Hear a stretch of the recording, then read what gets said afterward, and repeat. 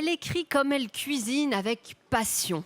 Historienne culinaire et romancière, Michèle Barrière nous a fait voyager à travers le temps et fait découvrir la dynastie Savoisy dans ses précédents romans. Elle revient une fois de plus pour nous faire frissonner et saliver à la fois avec Meurtre au Ritz.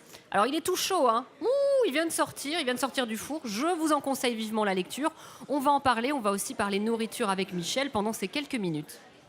Oui, alors Michel, comme chaque année, vous n'êtes pas venu les mains vides à Saint-Maur-en-Poche. Vous êtes venu avec quelques mets traditionnels. C'est un peu une tradition comme peut l'être le discours du maire Henri Plagnol. Voilà, ben, ça c'est pareil.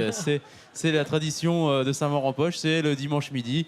On déguste de très bonnes choses avec Michèle Barrière. Alors, est-ce que vous pouvez nous décrire déjà ce qu'il y a ici, ce que vous avez préparé Oui, est-ce que vous avez tenté des choses nouvelles? Oui, absolument. Voilà. Alors, comme c'est devenu une tradition, nous avons le traditionnel poulet mariné de François Massialo du début XVIIIe siècle. Mais là, j'ai rajouté le lapin et molio, qui est un plat espagnol également du XVIIIe, début XVIIIe. Et puis du veau à la roquette. Alors c'est du veau mariné également, cuit, et puis ensuite auquel on rajoute de la roquette qui m'a l'air pas mal du tout. Alors, et bien entendu, la très très traditionnelle tarte au citron que je vais maintenant appeler la tarte Saint-Maur-en-Poche. Et puis, alors les gougères, c'est nouveau parce que justement ça correspond à Meurtre au Ritz. La gougère est un plat bourguignon, que l'honneur, exactement, que l'honneur soit rendu à la Bourgogne. Et donc un plat 19e et c'est un mets assez identitaire. Et comme effectivement dans Meurtre au Ritz, il est beaucoup question d'identité nationale et de cuisine, donc la gougère est là.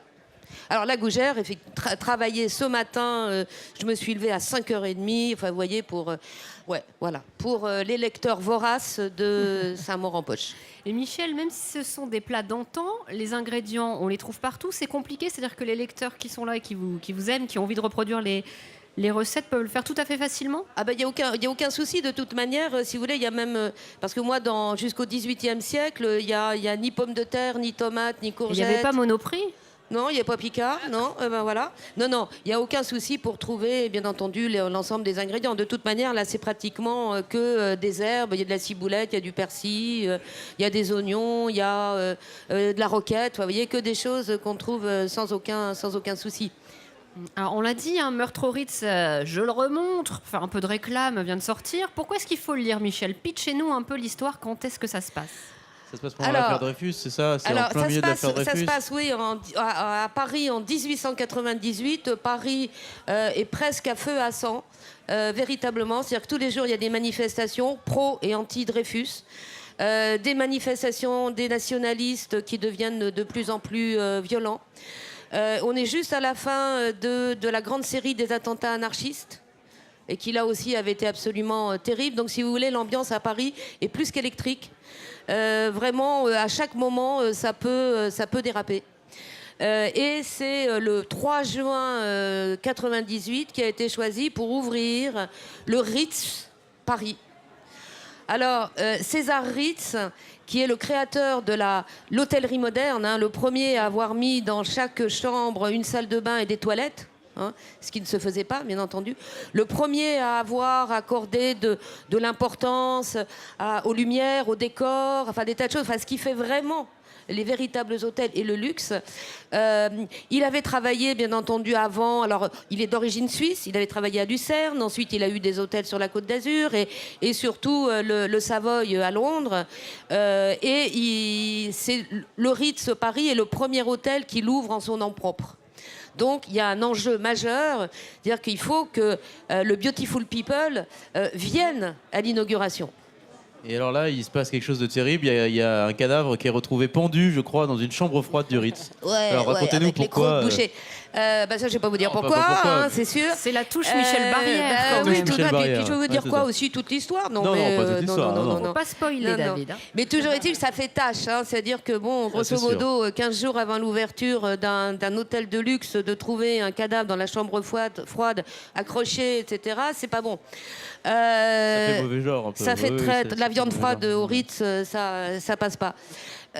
Donc voilà, et là-dessus va se développer bien sûr une intrigue, une enquête qui justement ne va pas être confiée à la police, mais Ah, Quentin Savoisy. voilà, Quentin Voilà. Savoisy, qui est le filleul d'Escoffier, Escoffier étant le complice de Ritz en tant que grand cuisinier et donc qui a aussi lui créé la cuisine de Palace.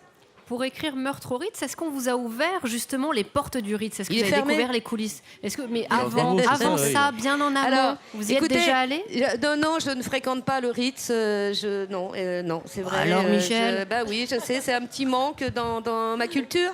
Mais d'abord, j'étais pas vraiment tentée dans le sens où je pense pas que j'aurais trouvé beaucoup d'éléments d'époque. Bon, à part le bâtiment lui-même, mais je pense que les choses ont quand même bien changé depuis César Ritz. Et donc, j'ai préféré voyager moi-même dans le temps et dans les documents qu'on avait par rapport à. Et pourquoi vous avez choisi de mettre l'histoire, l'intrigue au moment de l'affaire Dreyfus? Qu'est-ce qui vous a intéressé finalement à travers cette période historique agitée? Finalement, pourquoi vous avez eu envie de transposer un livre policier dans cette période? Non, moi, c'est l'histoire qui me dicte. Justement, c'est l'histoire avec un grand H qui me dicte mes propres histoires. C'est-à-dire, il se trouve que le Ritz a ouvert le 3 juin 98, donc je me suis retrouvée le 3 juin 98. Qu'est-ce qui se passe le 3 juin 98 avant et après? Voilà, il se passe tous ces phénomènes politiques dont, effectivement, il va être question dans le livre. Donc, moi, j'invente rien, enfin, si je puis dire. Pas sur le plan historique, c'est-à-dire je mets en scène les éléments historiques, mais tout ça, voilà, ça m'a été donné à partir du moment où je m'intéressais à cette période-là. Et du coup, vous travaillez beaucoup sur documents, vous documentez beaucoup sur les périodes dont vous parlez pour J'ai écrire un petit véhicule qui me permet de remonter le temps, donc je me retrouve en 1898 sans problème. Non, bien sûr, oui, on travaille sur documents, on travaille sur. Alors c'est vrai que moi ma base originelle c'est les livres de cuisine, donc j'ai avalé, si je puis dire aussi, le guide culinaire d'Escoffier qui n'est pas de la tarte. Je suis désolée de ce genre citron. Ouais. Et justement, et avec le gros problème, c'est de la cuisine de Palace. Donc, c'est-à-dire que si vous n'avez pas des tombereaux de foie gras, de caviar, de truffes, vous ne faites pas grand-chose. Plus 150 personnes, une brigade qui va obéir au doigt et à l'œil. Donc, bon, disons que pour la ménagère, c'est pas la cuisine la plus évidente. Alors, outre l'historienne, Michel, c'est aussi une romancière de talent. Et il y a, je ne sais pas si vous avez déjà lu, mais quand vous lisez Michel Barrière, vous avez envie de manger, quoi. Il y a des descriptions sublimes, on sent les odeurs, on goûte les goûts. Est-ce que vous ne trouvez pas que la cuisine, ça se prête bien à l'écriture? Il y a une vraie sensualité dans tout ça. Ah bah oui, c'est complètement inspirant, et c'est vrai que moi je commence toujours par justement faire la cuisine quand je commence un roman pour me mettre dans l'esprit, dans le mouvement, et oui, et en plus c'est un partage extraordinaire, intergénération, international, donc voilà, il y a aucun, c'est vraiment un excellent véhicule. T'as envie de goûter, David, je crois. T'as envie de goûter une petite gougère. Oui, mais juste une petite question, parce qu'il y a cette... C'est que bon, moi, Mathieu, oui, en c'est fait. bon, là, ça va aller. Hein. Il y a Bien, Mathieu, oui, Mathieu c'est bien. il a déjà tout mangé, non? Non, Oui. ça va. Non, mais juste peut-être une dernière question sur les ouvrages, sur la dynastie Savoisy que vous poursuivez, Oui, que oui. vous continuez toujours. Est-ce que vous avez envie de garder cette récurrence-là avec les Savoisy, ou est-ce que vous avez envie, au contraire, de tout changer? Alors, à vrai dire, j'ai les deux, mon capitaine ou mon général. C'est une réponse de Normand, ça, ou de oui, Bourguignon, oui, je ne sais pas. exactement. Mais... Je suis en Normandie en ce moment. Enfin bon. Non, c'est vrai, j'ai une autre série qui suit un maître d'hôtel de François Ier. Donc là, on est dans les années 1520, etc. Où là, le pauvre François Ier actuellement est prisonnier de Charles Quint à Madrid. Mais vous inquiétez pas, il va s'en sortir. Donc voilà, donc j'ai cette partie-là qui est effectivement très... Et je continue mon histoire Savoisy, et le prochain va certainement s'appeler Meurtre National 7 ou quelque chose comme ça, et se passer dans les années 30, c'est-à-dire quand on prenait effectivement la National 7 et qu'on s'arrêtait chez les très très grands restaurants, Fernand Point, enfin vous voyez tout, la Bourgogne, tout ça. Donc, et je vais peut-être parsemer un peu des cadavres, et aussi pour parler d'un sujet moi qui m'intéresse beaucoup, c'est les mères lyonnaises, et notamment Eugénie Brasier, qui est la seule femme à avoir obtenu 2 fois 3 étoiles en 1931 ou 32 pour ces 2 restaurants. Et il faudra attendre Anne-Sophie Pic il y a 5 ou 6 ans pour qu'une femme de nouveau ait des étoiles au Michelin. Donc la mère Brasier, c'est quelqu'un qui m'importe. Et est-ce que justement vous pourriez à l'avenir travailler sur des restaurants très contemporains comme celui d'Anne-Sophie Pic par exemple, ou celui peut-être d'Hélène Darroze? Ah, petit souci de micro, on va la refaire, because le son ne marchait pas. Est-ce que vous pourriez justement travailler sur des restaurants contemporains? Vous parlez de la mère Brasier, mais est-ce que vous pourriez pas, par exemple, travailler sur Anne-Sophie Pic ou sur Hélène Darroze ou sous ces femmes qui ont fait de la cuisine leur métier? Peut-être, à vrai dire, j'en sais fichtrement rien, parce que bon, ça c'est à voir. Il y a une petite, moi je ferais bien Meurtre à Top Chef, par exemple.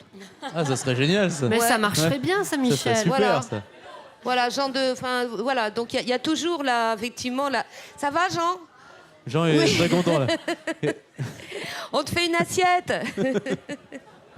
Et c'est quoi, Michel, votre plat préféré de cette cuisine un peu ancienne? Est-ce que vous avez un petit coup de cœur, vous, dans vos goûts?